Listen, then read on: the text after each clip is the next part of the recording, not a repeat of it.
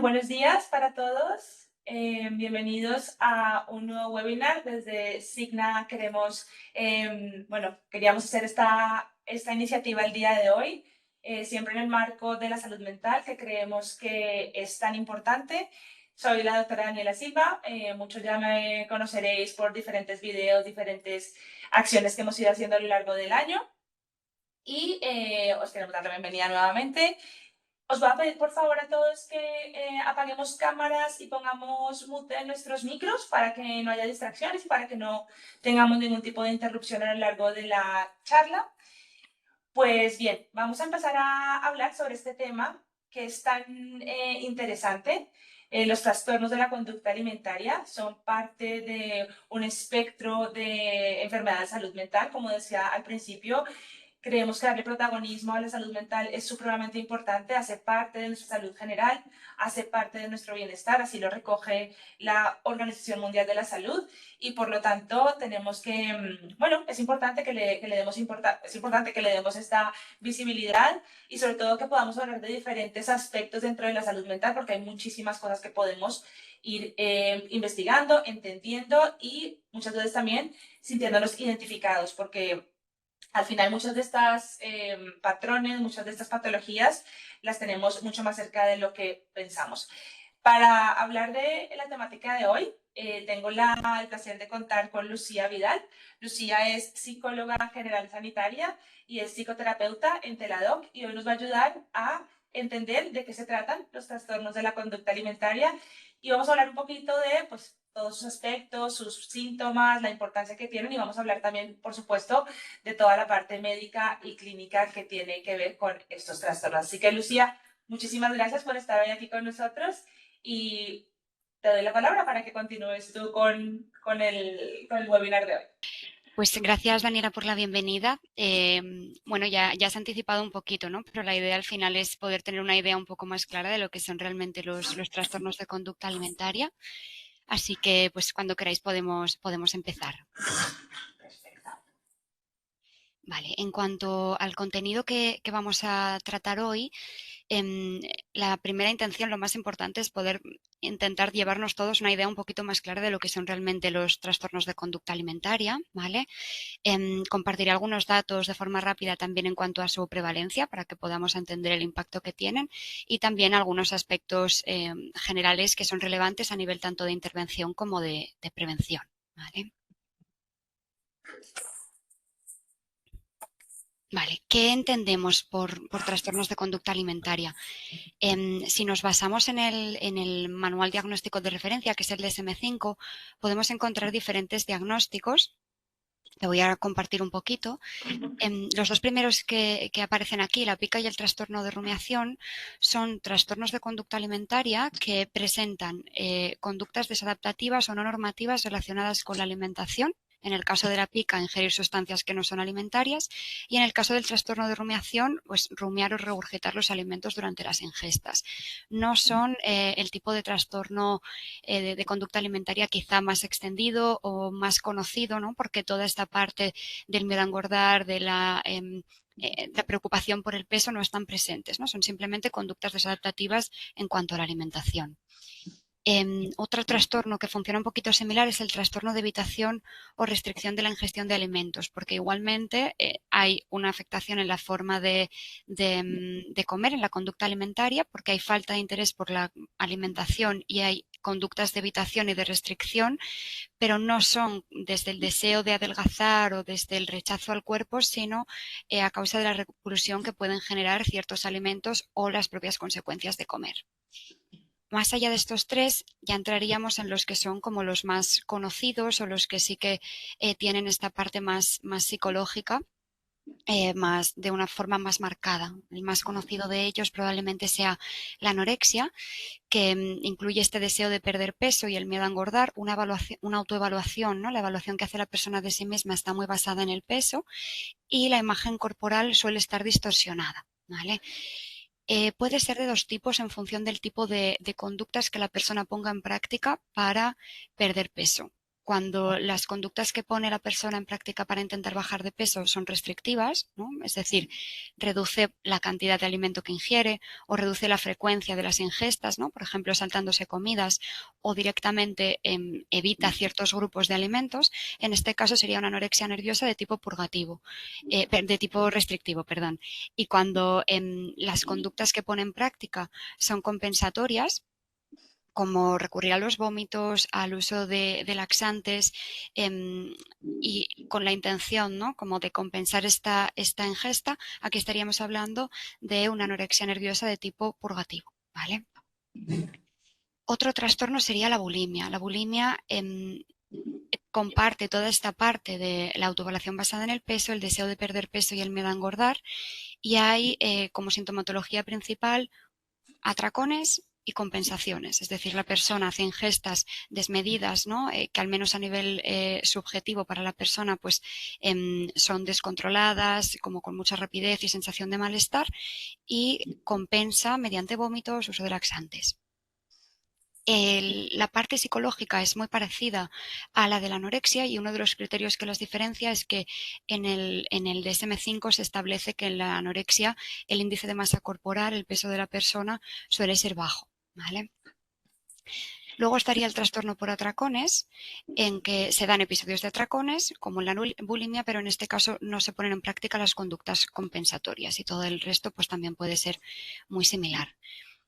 Además de estas categorías, también hay otras dos categorías diagnósticas, que serían la de trastorno de conducta alimentaria especificada y la no especificada, que se utilizan cuando hay un malestar clínicamente significativo, pero no se cumplen todos los criterios para establecer un diagnóstico. Por ejemplo, aquí entraría el que se conoce como el trastorno por purgas, que es como un cuadro de atracones en el que hay conductas compensatorias, como un cuadro de bulimia, perdón, en el que no habría atracones, simplemente habría purgas, ¿vale? Entonces, esto es lo que nos demuestra es que en realidad estas categorías diagnósticas no se ciñen de forma muy exacta, ¿no? A todos los síntomas que presentan las personas y utilizar los diagnósticos de forma muy rígida nos puede llevar a dejar fuera, ¿no? Como personas que realmente tienen un malestar o que entran dentro de esta misma problemática.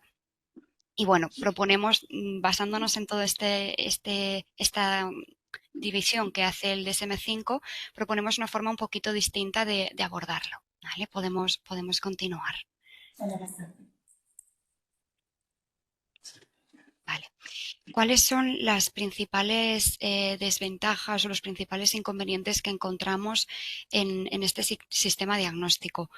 La primera sería que inevitablemente hay un sesgo que está basado siempre en la apariencia de enfermedad. Es decir, si se tiende a suponer que las personas están enfermas o que tienen un problema de conducta alimentaria, muchas veces en función de su peso, ¿no? Cuando tienen un peso por encima de su índice de masa corporal o por debajo, o cuando las conductas que ponen en práctica son socialmente vistas como problemáticas. Por ejemplo, cuando una persona recurre a los vómitos después de las ingestas, queda como muy evidente, ¿no? Que hay un problema. Sin embargo, la realidad es que muchos de los síntomas que presentan las personas con una mala relación con la alimentación y con el cuerpo no son tan evidentes, ¿no? Entonces, basarnos de forma rígida en estos criterios diagnósticos a veces nos lleva a invisibilizar, ¿vale?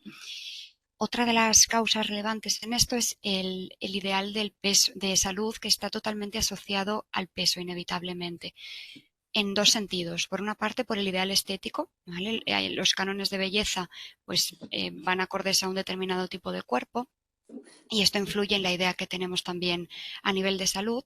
Y por otro lado estaría el ideal moral, porque inevitablemente se asocian muchas veces valores positivos como la disciplina o la fuerza de voluntad a los cuerpos delgados frente a los cuerpos gordos. Y esto afecta en la forma en la que percibimos la salud de las personas, ¿no? En la que presuponemos el estado de salud de una persona.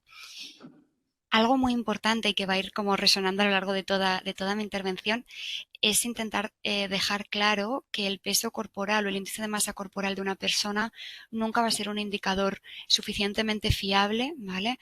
Para poder determinar si existe o no un problema de conducta alimentaria o un problema de salud.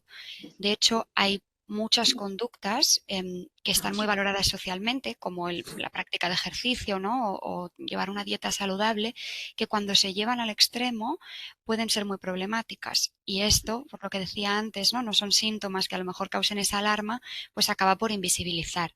Un ejemplo de esto es la ortorexia, que no es un diagnóstico que esté recogido como tal dentro de este manual, ¿no? Al que hacía referencia hace un momento, pero que sí que es conocido en el ámbito clínico, que habla precisamente de esto, de la obsesión por estar sano, ¿no? Si nos quedamos en la superficie, puede aparentar una conducta totalmente saludable, una persona que quiere estar saludable, que quiere llevar una dieta saludable, que quiere hacer ejercicio para mantenerse en un estado saludable, pero en las consecuencias más extremas puede llegar incluso a la desnutrición, ¿vale? Entonces, es muy importante tener claro que aunque haya un normopeso o las conductas aparentemente puedan ser saludables, hay que hacer una exploración un poquito más exhaustiva, ¿vale?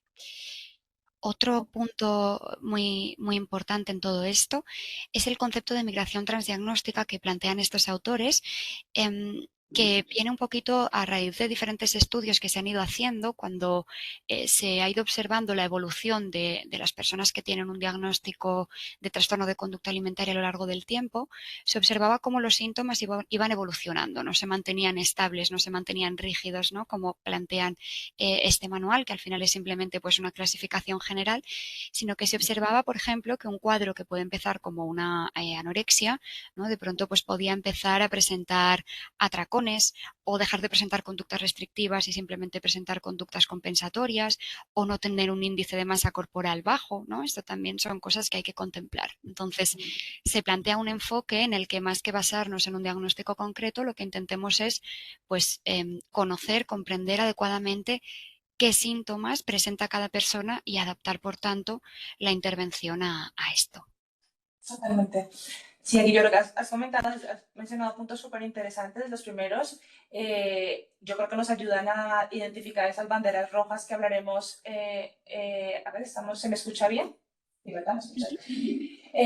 Esas banderas rojas que a lo mejor pueden aparecer para que, como tú has dicho, las conductas que pueden aparentemente ser normales, pues intentar estar más atentos, y de igual manera las conductas que claramente son patológicas, pues también las tengamos muy en cuenta, ¿no? Que creo que igual hablamos un poquito más adelante de esos signos, de esos signos y síntomas. Y luego también reconocer, que también lo hablarás seguramente en un momentito, es que hay una población mucho más vulnerable, ¿no?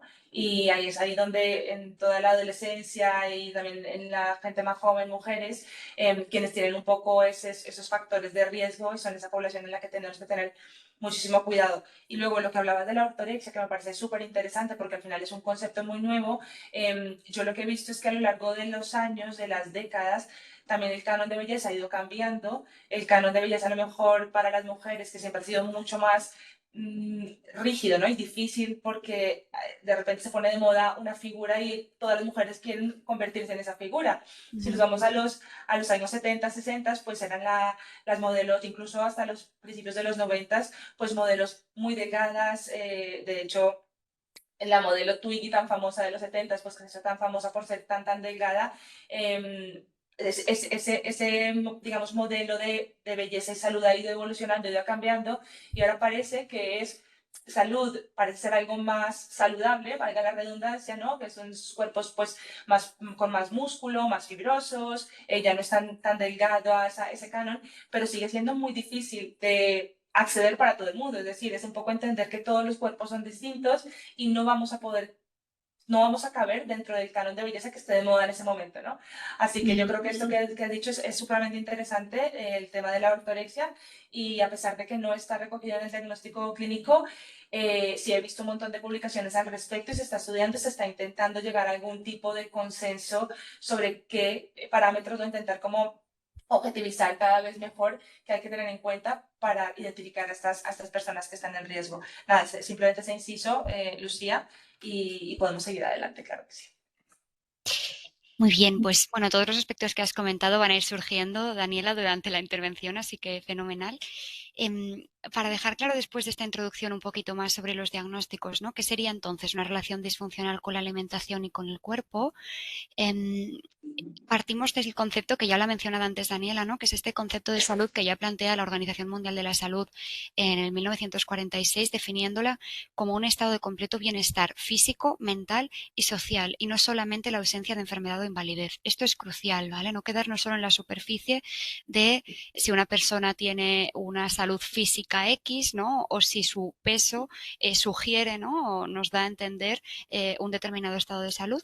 También tenemos que tener muy presente que haya un malestar clínicamente significativo y afectación a la funcionalidad, ¿vale? Esto sería un punto como en cualquier otro tipo de enfermedad o de trastorno que hay que tener presente a la hora de definir que realmente hay un problema, pero también incluyendo esas formas de malestar que están tan normalizadas o validadas socialmente que a lo mejor quedan excluidas de los diagnósticos habituales, ¿no? Más clásicos, y que en realidad en consulta nos encontramos con mucha frecuencia, ya sea como factores de riesgo, ¿no? Que nos van llevando hacia un problema más grave, o como parte ya de un cuadro de trastorno de conducta alimentaria per se, ¿vale? Entonces, em, un poquito a modo de resumen, la sintomatología que sería característica en una relación disfuncional con la alimentación y el cuerpo sería todo tipo de conducta restrictiva, purgativa o compensatoria, ¿vale? Se den todas o se dé solo algún tipo de conducta de estas, van a ser clave en cualquier proceso.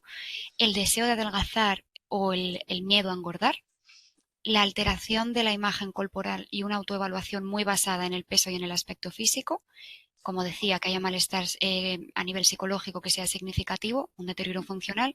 Y además, otro aspecto que no se recoge dentro de los manuales diagnósticos de una manera como tan específica, ¿no? Pero aunque sí que se habla de malestar psicológico, serían las dificultades a nivel de regulación emocional, que esto es algo que se da de forma transversal a cualquier tipo de problema con la alimentación. Generalmente nos encontramos a personas que tienen dificultades a la hora de regular sus emociones y encuentran en la conducta alimentaria formas de poder regularse, ¿vale?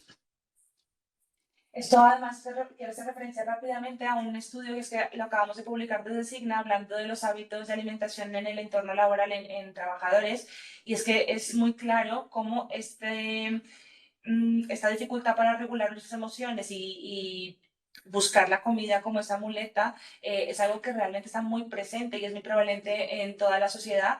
En este estudio encontramos que alrededor del 70% de los trabajadores en España refiere sufrir, digamos, este hambre emocional, ¿no? Recurrir a la comida como esa vía de escape para poder gestionar sus emociones. Y esto para mí es una estadística eh, pues importante, no sé si alarmante, pero realmente importante, a la cual debemos prestarle atención, ya que puede que las personas que tengan ese tipo de conductas o patrones no tengan una patología como tal, pero sí que nos habla mucho de cómo somos, o sea, de nuestra capacidad de gestionar nuestras emociones, ¿no? Así que yo creo que es otro punto interesante. ¿Puedo pasar, Lucía? Sí, puedes pasar. Vale. Cuando hablaba del concepto antes de migración transdiagnóstica, ¿no? De cómo realmente no se va viendo que los cuadros, ¿no? A nivel de conducta alimentaria no terminan por ser algo cerrado o rígido, sino que van variando en el tiempo y se plantea que varían dentro de este continuum entre dos extremos. El extremo del control máximo, ¿no? En el que estaría la dieta, la rigidez, las reglas de compensación, ¿no? Como he comido tal cosa para comer, pues me salto la cena, ¿no? O como he comido tal cosa, ya no puedo comer otro determinado grupo de alimentos para esta noche, ¿no? Todo este tipo de reglas que establecemos vienen desde el control, vienen desde la prohibición de grupos de alimentos, desde la evitación de, bueno, lo que comentábamos antes, ¿no? Todo este tipo de conductas restrictivas. Esto estaría como en un extremo, ¿no? El extremo del control, y en el otro extremo tendríamos el descontrol y la desorganización. Aquí entrarían síntomas más pues como los atracones, los vómitos, las compulsiones. Estaríamos como entre dos focos, ¿no? El foco de la hiperracionalidad, de la rigidez, y el foco del descontrol y la impulsividad. ¿Vale? Lo que se plantea desde esta perspectiva de los trastornos de conducta alimentaria es que cuando una persona se mantiene durante un tiempo intentando, ¿no? Seguir esas dietas, seguir esa rigidez, seguir en ese polo de la restricción, digamos, inevitablemente en algún momento, como esto no es sostenible a largo plazo, acaban yéndose al otro extremo, ¿vale? Al descontrol, al extremo de la desorganización.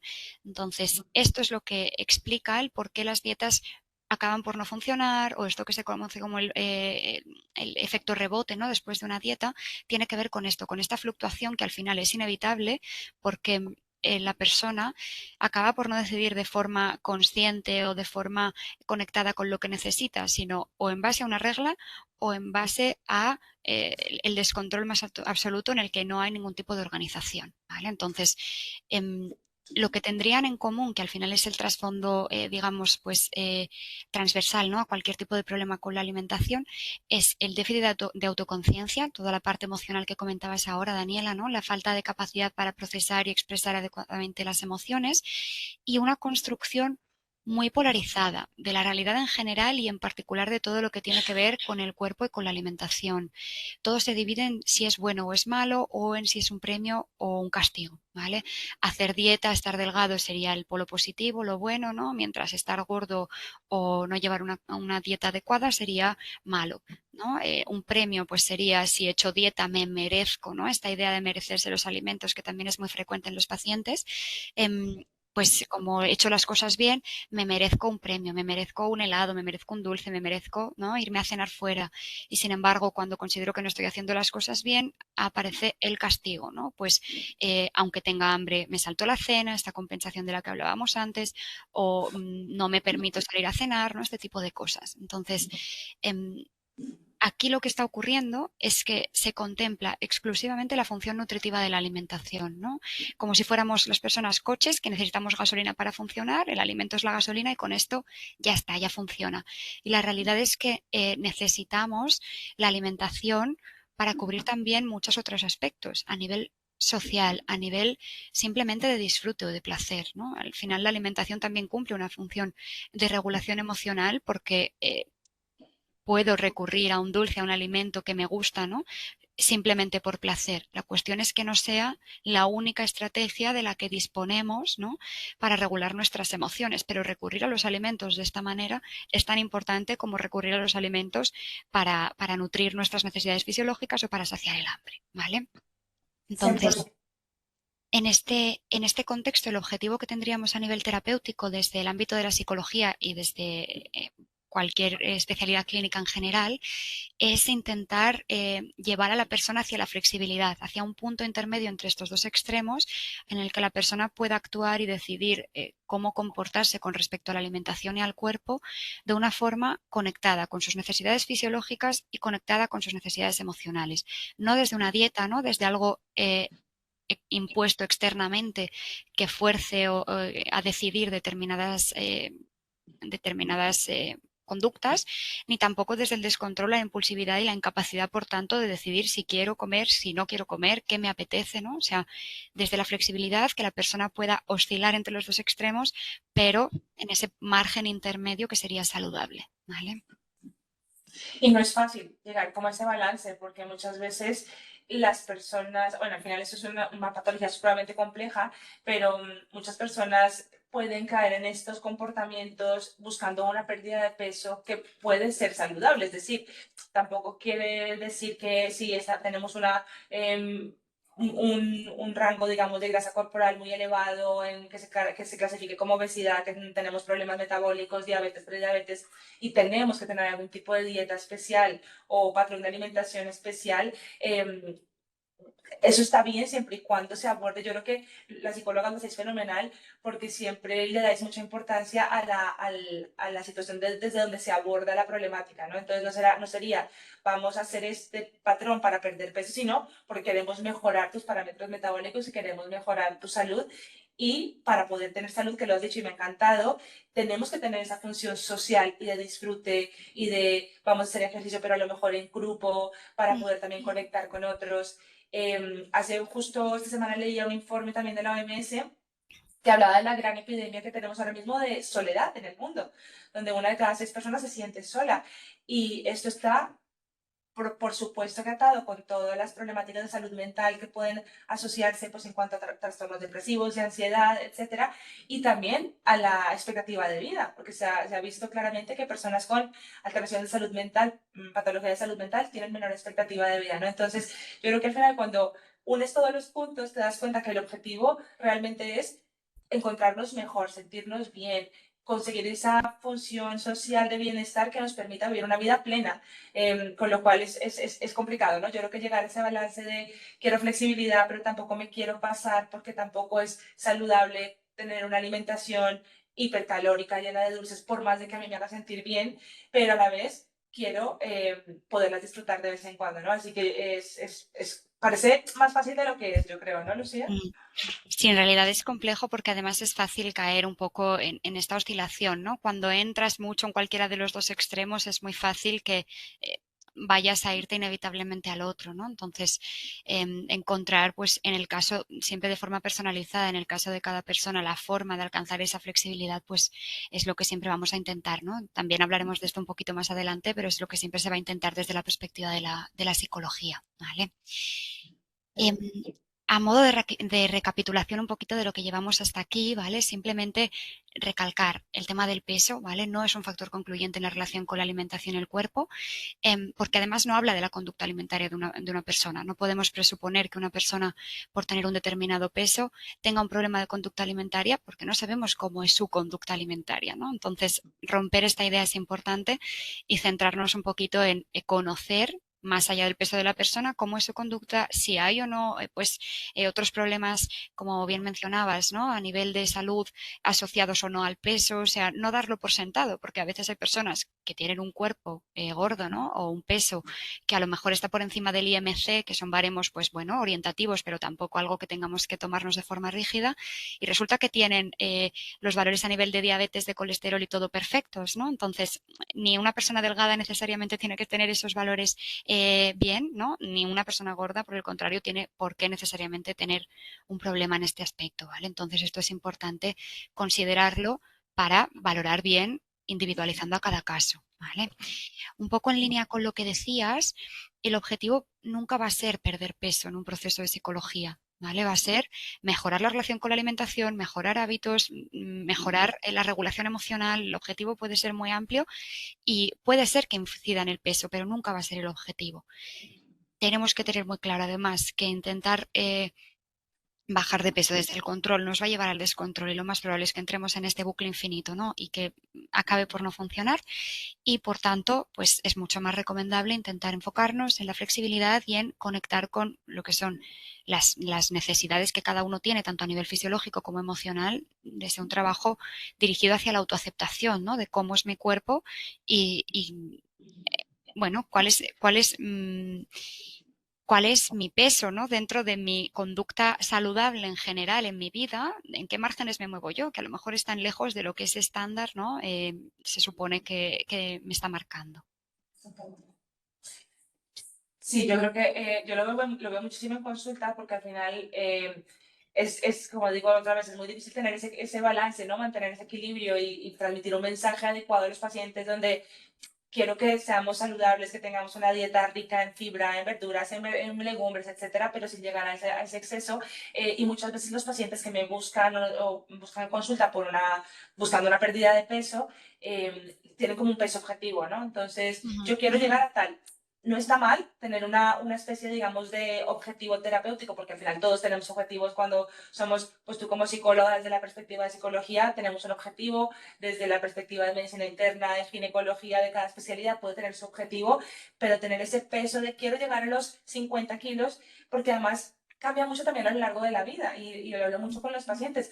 Cuando estamos en las mujeres en la edad, por ejemplo, ya de perimenopausia, a partir de los 45 años, incluso antes, nuestro cuerpo cambia y tenemos que aceptarlo, recogerlo como es y no querer encajar otra vez en esa imagen de los 50 kilos que a lo mejor teníamos cuando teníamos 25 años y abordarlo, ¿no? De otra manera. Así que es eso que me parece súper importante.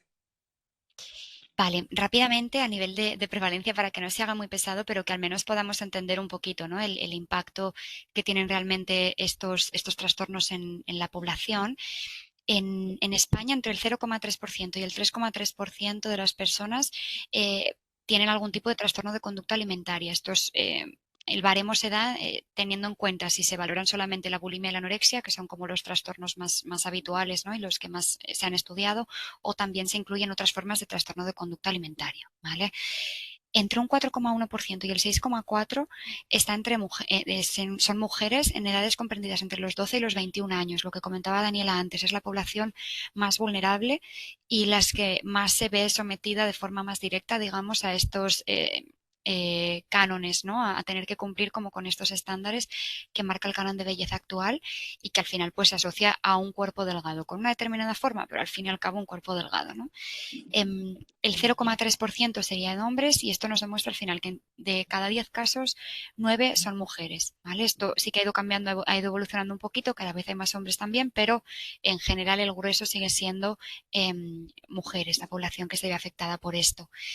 Cuando tenemos en cuenta no solo el diagnóstico, sino también posibles conductas de riesgo, los datos de prevalencia aumentan desde un 3% hasta un 27%, ¿vale? Los metaanálisis que recogen en adolescentes concretamente, pero los metaanálisis que recogen estos datos, cuando ampliamos el foco a conductas de riesgo, vemos que los datos aumentan drásticamente. Esto tiene mucho que ver también con lo que comentaba antes con respecto a los diagnósticos, ¿no? Muchas personas no presentan a lo mejor todos los criterios, todos los requisitos para tener un diagnóstico, pero sí que presentan síntomas que son, símbolo, ¿no? de una relación disfuncional con la alimentación o con el cuerpo. Además, son trastornos que presentan con altísima frecuencia otros trastornos en comorbilidad. Los más frecuentes, la ansiedad y la depresión, ¿vale?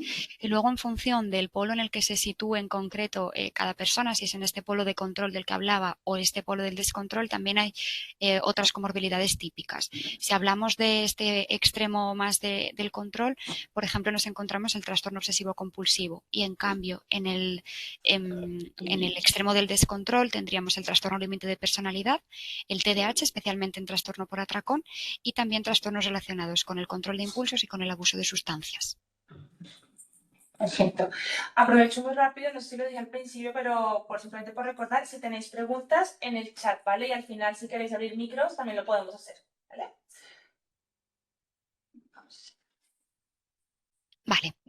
En cuanto al origen o la causa de los trastornos de conducta alimentaria, no hay una causa única, ¿vale? Los trastornos de conducta alimentaria surgen por diferentes motivos y lo que hemos hecho aquí es un poco recoger los factores predisponentes, ¿vale? A diferentes niveles que pueden influir en facilitar la aparición de este tipo de problemáticas.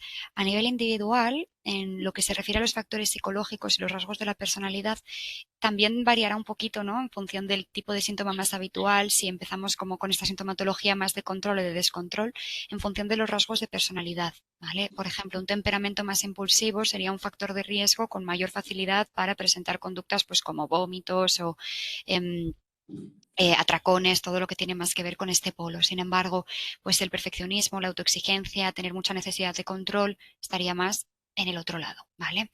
Si hablamos de otros aspectos que ya serían más comunes en general, estamos hablando también de tener un autoconcepto frágil, ¿no? Una idea de uno mismo muy basada en el aspecto físico y en el peso, la tendencia a la autocrítica o tener dificultades también a nivel interpersonal. ¿Vale? Esto puede influir. Y a nivel emocional, lo comentábamos antes, las dificultades de regulación emocional son claves porque pueden llevar a utilizar la alimentación como un recurso para minorar el dolor psíquico o para obtener emociones agradables. Esto tiene que ver también con lo que comentabas antes, Daniela, ¿no? Del hambre emocional y cómo se recurre a la alimentación, pues de algún modo para paliar sensaciones o emociones desagradables, pero también es importante entender que esto nos cuesta menos verlo, ¿no? Y muchas veces en consulta las personas vienen preocupadas porque dicen es que como por ansiedad, como por hambre emocional y como hay este miedo a coger peso, esto es un motivo de consulta súper habitual, ¿no? Hablo en este caso de la psicología. Sin embargo, cuando el problema es que se utiliza el control como mecanismo de regulación emocional a través de la dieta, a través de otro tipo de conductas, esto no suele llegar con tanta frecuencia a consulta o tarda más en llegar porque como el objetivo es perder peso y esto se valida socialmente, muchas veces no se ve como un problema, ¿vale? Y realmente el control también se puede utilizar como un mecanismo de regulación emocional porque el decidir no comer es como que a la persona le da una falsa sensación de seguridad o de control sobre también su estado emocional y eso hace que esté utilizando pues todas esas restricciones, todas esas conductas también como mecanismo de regulación emocional. Y esto me parece importante mencionarlo, ¿no? Porque es como muy fácil ver cómo la alimentación suple la regulación emocional, pero a veces la parte del control nos cuesta un poquito más verla y también está ejerciendo esta función, ¿vale? Y bueno, en este punto de los factores emocionales, lo que comentaba hace un momento, cuando hay ansiedad, depresión, que son trastornos comórbidos muy habituales, también hay un poquito más de facilidad para que pueda surgir un trastorno de conducta alimentaria. Muy interesante. Y esto del hambre emocional al final, que yo creo que hay que hacer hincapié en este punto, que el hecho de recurrir a algún alimento de forma puntual o de forma, digamos, no compulsiva en algún momento determinado está bien.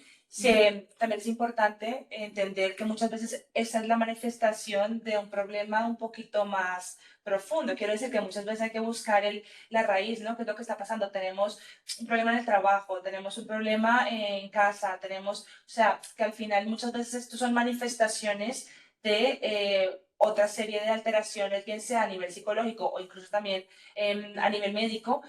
Y, por ejemplo, si tenemos algún problema en la regulación, esto lo digo desde mi óptica 100% de internista, algún tipo de regulación en el azúcar en la sangre, porque hemos tenido, tendremos a tener un patrón de alimentación un poquito más rico en hidratos de carbono, es frecuente que veamos muchas oscilaciones en niveles de glucosa e insulina que nos hace pedir más comida de ese estilo. O, por ejemplo, si dormimos mal y estamos cansados, entonces nuestro cuerpo también va a pedir comida mucho más energética y de ese tipo para poder sentirnos un poco más con más energía y mejor, ¿no? Entonces, es tan complejo porque muchas veces lo que digo son manifestaciones de otra serie de problemáticas.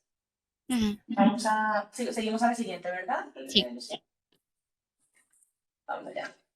Vale, otro tipo de factores predisponentes también son todas aquellas experiencias de vida adversas, ¿vale? Factores estresantes, vivencias traumáticas. Esto también aumenta la probabilidad del desarrollo de trastornos de conducta alimentaria, ¿vale? Cuando hablamos de experiencias de vida adversas, hablamos de cualquier tipo de experiencia, ya sea haber sufrido bullying, abuso físico, abuso sexual, pero no necesariamente vivencias tan extremas. También podemos hablar de momentos de estrés prolongado en el tiempo, nos pueden predisponer, ¿vale? A que haya este tipo de problemáticas. Sí que es cierto que en el caso del abuso sexual infantil, por ejemplo, se encuentra especial relación, ¿vale? Entre un 10% y un 30% de las personas que tienen algún tipo de trastorno de conducta alimentaria han sufrido abuso sexual en la infancia. Sin embargo, no es esto lo que determina su aparición, sino la respuesta que se ha dado a esa vivencia, ¿vale? La respuesta que da el entorno familiar, cómo se atiende esa vivencia, es lo que puede influir más concretamente en que aparezca este tipo de problemáticas, ¿vale? También factores familiares. En primer lugar, hay que tener presente cómo es la relación con la alimentación y con el cuerpo en la familia. Si yo crezco en una familia en la que hacer dieta está normalizado, en la que hay una sobrevaloración, ¿no? De la importancia del aspecto físico o del peso, si cuando entro en estas dinámicas de dietas y demás, esto se valida y se reconoce y se refuerza o recibo comentarios críticos por mi cuerpo. Todo esto va a influir, evidentemente, en que podamos pues empezar a entrar, ¿no? En estas conductas de riesgo. Si los entornos familiares son muy conflictivos, si son muy sobreprotectores, si son muy críticos, todo eso también va a influir. Y también es importante tener en cuenta, ya no solo previo a la aparición, ¿no? Sino en el momento en que aparece, las dinámicas familiares que se dan. Es decir, qué rol está ocupando el trastorno de conducta alimentaria en la familia y cómo responde la familia ante esta situación. Porque eh, involuntariamente puede ser que la actitud de la familia esté reforzando y manteniendo la situación, ¿vale? Entonces, a veces en la intervención es importante incorporar también, pues, a la familia, ¿vale?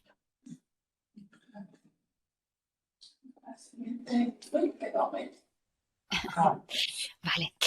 Los factores socioculturales. Has mencionado ya varios aspectos en cuanto a esto antes, Daniela, pero es que es el punto, pues seguramente más importante, ¿no? A tener en cuenta cuando hablamos de conducta alimentaria, porque tiene muchísimo peso tanto la cultura de la dieta como la gordofobia como la presión estética, ¿vale? Em, Hacías mención a esto, ¿no? Si vemos un poco históricamente cómo ha ido cambiando, tenemos que tener muy presente que en realidad el rechazo a los cuerpos gordos no es algo que haya sido siempre así, ¿no? La grasa corporal, de hecho, estaba muy bien valorada socialmente porque era un símbolo de clase, ¿no? De que la persona se puede alimentar. Pero progresivamente y más concretamente, ¿no? También, pues, por ejemplo, en el contexto de la esclavitud, se empieza a asociar la delgadez con autocontrol, con disciplina, ¿no? Se utiliza un poco como para justificar la supremacía blanca en ese contexto. Y luego todo esto, ¿no? Va como desarrollándose a lo largo del tiempo, vamos entrando como en un ambiente que es cada vez más obesogénico, ¿no? Por el tipo de alimentos que consumimos, por pues, la fácil accesibilidad, ¿no? A alimentos ultraprocesados, precocinados, ¿no? Que nos encontramos pues en los lugares en los que vamos habitualmente a obtener nuestros alimentos, y además se da todo un cambio en el mercado laboral que hace que vayamos virando cada vez más hacia un estilo de vida muy sedentario. Entonces, ¿qué ocurre aquí? Que se plantea la cultura de la dieta, ¿no?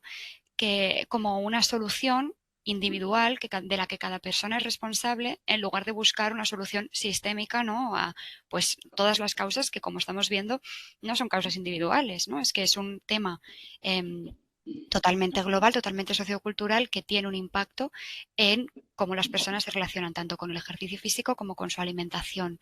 Y esto impacta sobre el cuerpo y impacta sobre la salud. Entonces, la cultura de la dieta surge aquí un poco como la solución mágica, ¿no? A la que cada uno tiene que aspirar y que es símbolo de esfuerzo y de disciplina. ¿Vale?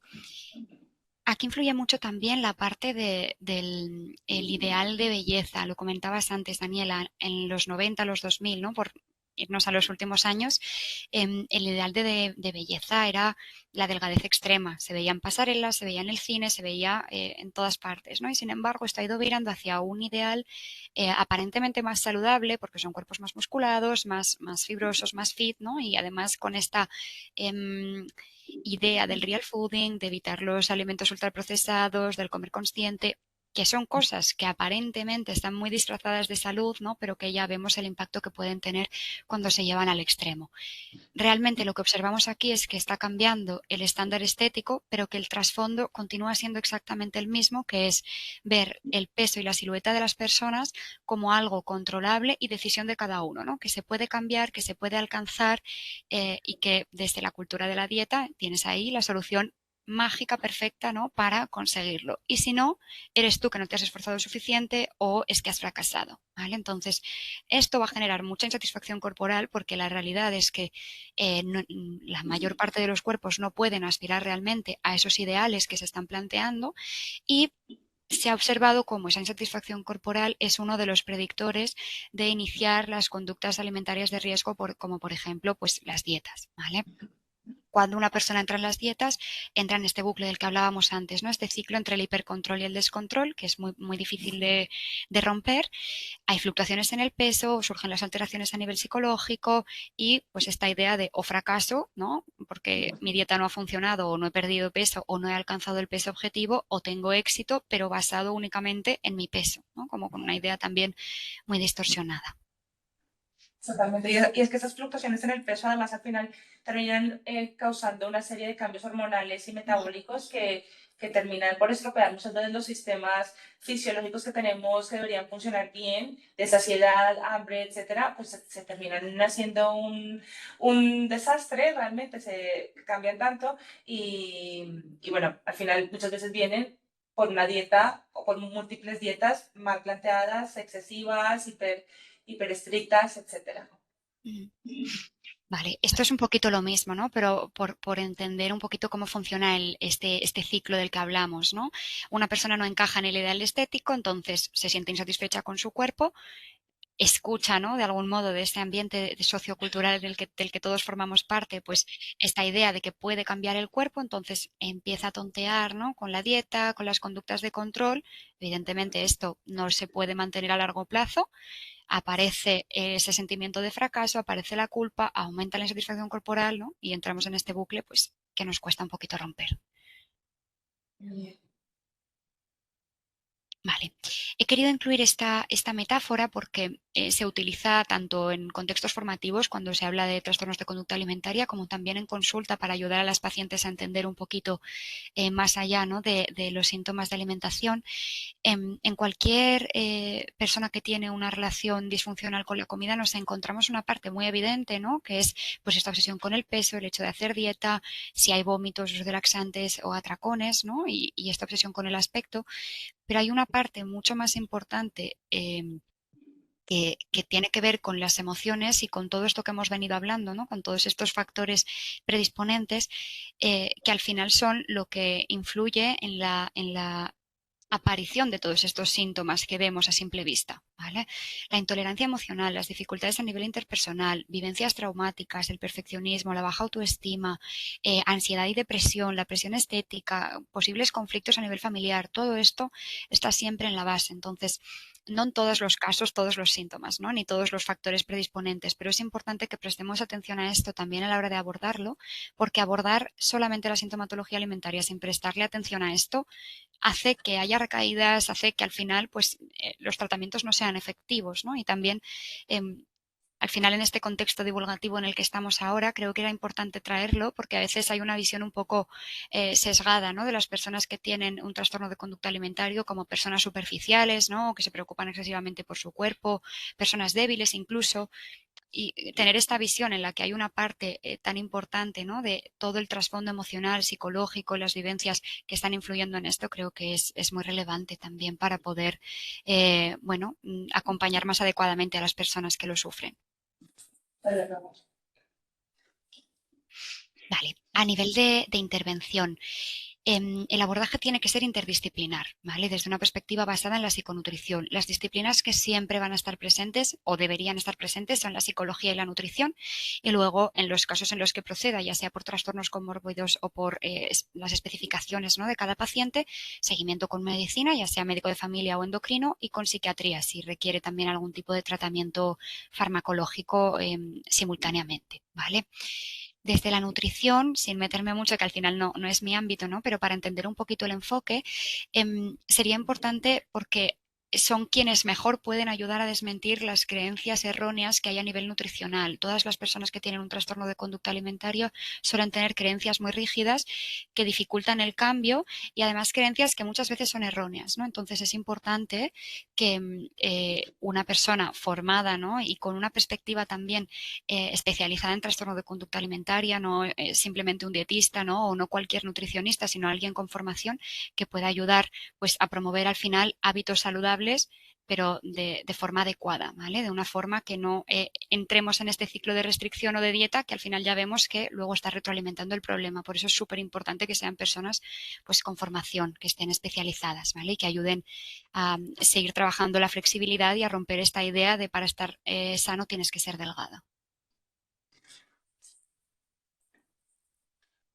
En cuanto a la psicología, ya se ha ido comentando, ¿no?, pero la idea es abordar la relación con el cuerpo, con la comida y con las emociones sin perseguir la pérdida de peso. Si la pérdida de peso se deriva de todas las mejoras que se hagan en la relación con la alimentación y en los hábitos en general, perfecto, pero no va a ser el objetivo terapéutico, ¿vale? Entonces, ¿qué tipo de terapias se pueden utilizar o suelen ser adecuadas? Todas las que están basadas en la compasión, en la aceptación y cuando hay vivencias traumáticas también enfoques dirigidos al trauma, ¿vale? Son buenos enfoques para poder abordar este tipo de problemáticas y puede ser un enfoque individual o bien familiar. En función de cada situación y cada contexto, pues será más adecuado uno u otro. Y en cuanto a lo que hay que trabajar, pues lo hemos ido también mencionando, ¿no?, un poquito de forma ya hilada, ¿no?, con lo que íbamos compartiendo, pero es importante que se vaya facilitando una exposición gradual tanto a los alimentos como al cuerpo. Las personas que tienen un trastorno de conducta alimentaria suelen tener mucho miedo a determinados grupos de alimentos, entonces es importante que vayan poco a poco exponiéndose en la línea de ir logrando reconectar pues también con esa función de disfrute, de placer, porque esto es algo que en un primer momento es absolutamente imposible, ¿no? Entonces, ir trabajando todo esto de forma gradual es importante y también con el cuerpo. Cuando hay un rechazo muy marcado al cuerpo, a veces las personas no son capaces de mirarse en el espejo, de tocarse o de dejarse tocar, de ponerse determinada ropa, ¿no? Como todas sus decisiones están eh, condicionadas por la imagen de su cuerpo, por cómo se vea. Entonces, ir flexibilizando todo esto, que la persona se pueda ir exponiendo a esto y tomando decisiones libremente, es al final pues uno de los principales objetivos que tendremos a nivel terapéutico, y para ello pues la base será el ayudarle a reconectar con sus necesidades, tanto fisiológicas como emocionales, trabajar la regulación emocional, que ya hemos dicho que siempre está de fondo, y en definitiva ayudar a la persona a ir construyendo una identidad sana, que esto implica que no esté exclusivamente basada en su peso o en su aspecto, ¿no? Una identidad más completa, más humana. Imagino que es importante también recalcar que esto es un proceso que toma tiempo, que no es algo que sea de un mes o 2 meses, sino que muy probablemente sea algo de terapia a largo tiempo y que esa dificultad que tiene la persona de aceptarse, de verse en el espejo como realmente es, porque muchas veces hay esa dismorfia corporal donde la persona realmente es que se ve gorda, por más de que esté totalmente desnutrida con un IMC o con un peso súper bajo. Así que eso pues nada, paciencia y no desfallecer, ¿no? En todo el proceso. Vale. En cuanto a la prevención, unas pinceladas, pero es muy importante aquí vigilar el uso que hacemos del lenguaje, también cómo utilizamos las redes sociales y qué discursos se dan tanto en la consulta como en la familia como en la sociedad. Ya se ha mencionado, pero es fundamental que tengamos una visión de esto como un problema de origen sistémico. No es algo individual, porque si no, este enfoque puede ser muy culpabilizador para las personas que lo sufren, ¿no? Entonces, entender que esa presión estética y que todas estas cuestiones que hemos ido comentando tienen un impacto tan grande en si cómo vemos, ¿no?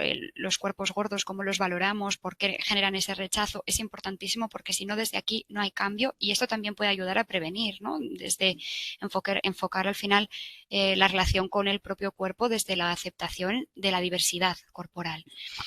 En el ámbito clínico es fundamental que las personas estén especializadas y que quien no esté especializado, pues al final derive, ¿no?, los pacientes a personas que sí que lo estén, porque si no, si no hemos trabajado todo esto, al final todos vivimos dentro de este sistema, ¿no?, a nivel sociocultural, y todos tenemos como estos sesgos de forma inconsciente muchas veces, ¿no? Entonces, si no hacemos este trabajo por deconstruir un poco estas ideas, podemos tener actitudes iatrogénicas en realidad con respecto a estos pacientes, ¿vale? Entonces esto es muy importante. Y también quería resaltar el papel importante que juegan tanto en los entornos educativos como las familias, porque a la hora de identificar todas estas pequeños inicios, ¿no?, en estas conductas de riesgo más iniciales, juegan un papel clave en todo lo que tiene que ver con la prevención, ¿no?, para poder educar, para poder acompañar. Y por último, en este sentido, me gustaría también hacer referencia a que cuando hablamos de los pacientes que empiezan en un proceso de recuperación, que hagan un cambio a nivel individual no se traduce necesariamente en un cambio del sistema, ¿no? El sistema ha ido cambiando, estamos avanzando mucho, o sea, realmente hay una perspectiva cada vez más amplia en este sentido, ¿no?, y menos sesgada, pero todavía seguimos en una cultura de la dieta, hay mucha gordofobia y hay, bueno, situaciones realmente violentas para las personas que no encajan dentro de esos estándares, y esto es un factor de riesgo al final para que haya recaídas y para que haya para que las personas vuelvan a entrar como dentro de este bucle, ¿no? Entonces, es importante que tanto desde la consulta como a nivel individual intentemos desarrollar formas de cuidado para poder protegernos, ¿no?, frente a esa situación. Si recibimos comentarios inadecuados, trabajar a lo mejor en el aprender a poner límites, ¿no?, cuando se hacen comentarios de mi cuerpo que a lo mejor yo no quiero escuchar.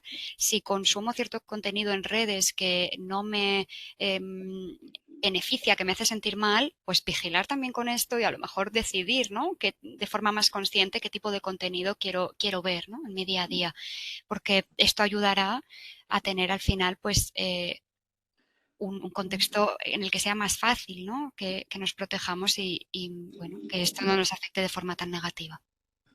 Desde luego. Vale, ya para finalizar simplemente, ¿no?, un poquito también a modo de recapitulación, tenemos que tener este concepto global de salud que no esté basado en el peso. Y cuando hablamos del ejercicio y de la dieta, ¿no?, hemos hablado mucho de esto de una forma como negativa, en el sentido de cuando llevado al extremo es problemático. Aquí no queremos insinuar en ningún caso que no sean hábitos saludables, ¿no? Claro que lo son, pero para ser saludables tienen que ser flexibles y estar conectados a las necesidades de la persona. Si una persona está cansada, si está enferma, si tiene otra prioridad en un determinado momento, a lo mejor lo saludable es no hacer ejercicio en ese momento concreto, ¿vale? Entonces esto es importante tenerlo presente y bueno, revisar cada uno un poco como la forma en la que pone en práctica estos hábitos y nada, pues intentar también remarcar esta idea que decíamos al inicio de que el sufrimiento se vaya validando mucho más allá del diagnóstico, ¿no? Intentando fomentar pues la recuperación desde la reconexión y desde el cuidado y no desde esa norma estética. Vamos, 100% de acuerdo, Lucía. La verdad es que ha sido una charla maravillosa. Yo creo que aquí estamos recibiendo comentarios que a la gente le ha gustado muchísimo. Creo que además, que José Miguel lo ha dicho, pero vamos a grabar la charla, por supuesto, está siendo grabada y la enviaremos a todos. Y me gustaría dedicar estos 5 minutitos que nos quedan para algunas preguntas.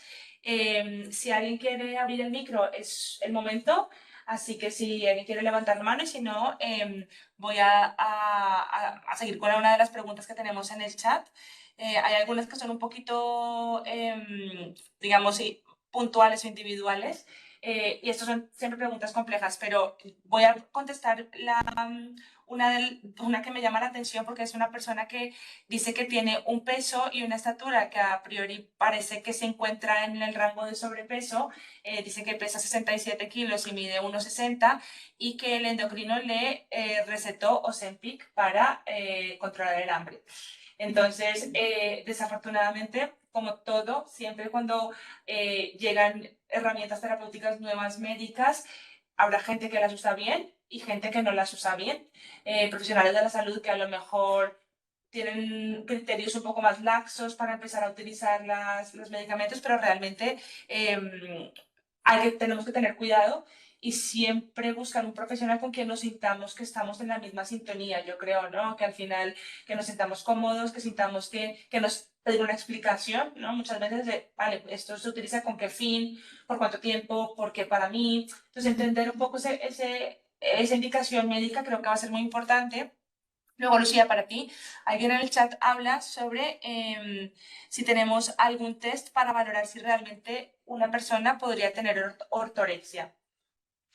Claro, al final, como no es una categoría diagnóstica como tal, dudo que ahora mismo haya una prueba específica para la ortorexia, pero sí que es posible que las pruebas más habituales a nivel de screening, ¿no? Para ver si hay algún tipo de problemática con la conducta alimentaria puedan detectarlo, porque al final van dirigidos a ver si hay hiperfijación con el tema de la alimentación, con el peso, ¿no? Toda esta parte seguramente sí que esté contemplada, o sea que no creo que haya un test como tal, pero en consulta desde luego se puede identificar con facilidad. Y creo que también, porque la persona que habla aquí en el chat habla de que está hablando de su hijo que tiene 17 años, me parece.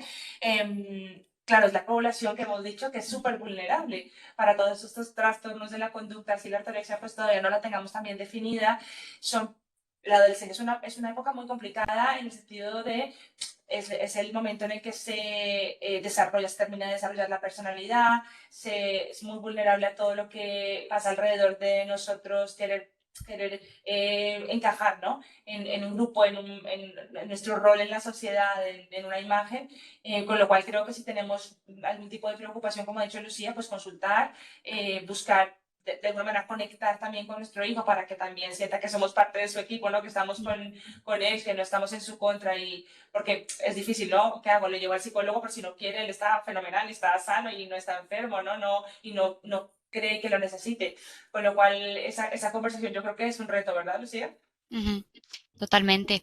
Al final, es que, claro, hablábamos de que esta población es especialmente vulnerable, pero es que si nos fijamos, ¿no? En todos lo que hemos hablado, los factores predisponentes, tener un autoconcepto más frágil en esa edad es lo más habitual, ¿no? Que ahí tengamos también más dificultades a nivel de regulación emocional también, ¿no? Entonces es importantísimo en cualquier contexto a los adolescentes, a los niños, ¿no? Pero acompañarlos en este sentido y acompañarlos en la gestión emocional precisamente también como una forma de prevención, ¿no? De este tipo de problemáticas y de cualquier otra. Totalmente, sí. Y bueno, al final yo creo que todos los padres y madres hacemos lo mejor que podemos con las herramientas que tenemos siempre, pero yo creo que es fundamental desde chiquititos, lo que has dicho al final, pues crear esa cultura de querer comer en familia, de ver el alimento como algo sabroso, de disfrute, ¿no? Y tener mucho cuidado con las palabras que utilizamos en casa. Los niños están además como esponjas escuchando todo lo que decimos y cualquier cosa que podamos decir, digamos, de forma despectiva, sin quererlo, utilizando palabras que pueden hacer referencia a la imagen de una persona, y ellos van a quedar con eso. Y yo creo que eso es fundamental. Así que nada, se nos acaba el tiempo, pero Lucía, millones de gracias por estar hoy con nosotros y a vosotros, todos los que os habéis conectado. Esperamos que os haya gustado muchísimo esta charla y de nuevo quedará grabada para que la podáis ver en el futuro cuando queráis repasar y con vuestras familias. Así que tengáis un feliz viernes, un feliz fin de semana y de nuevo, Lucía, muchísimas gracias. Igualmente, Daniela, muchas gracias. Hasta luego.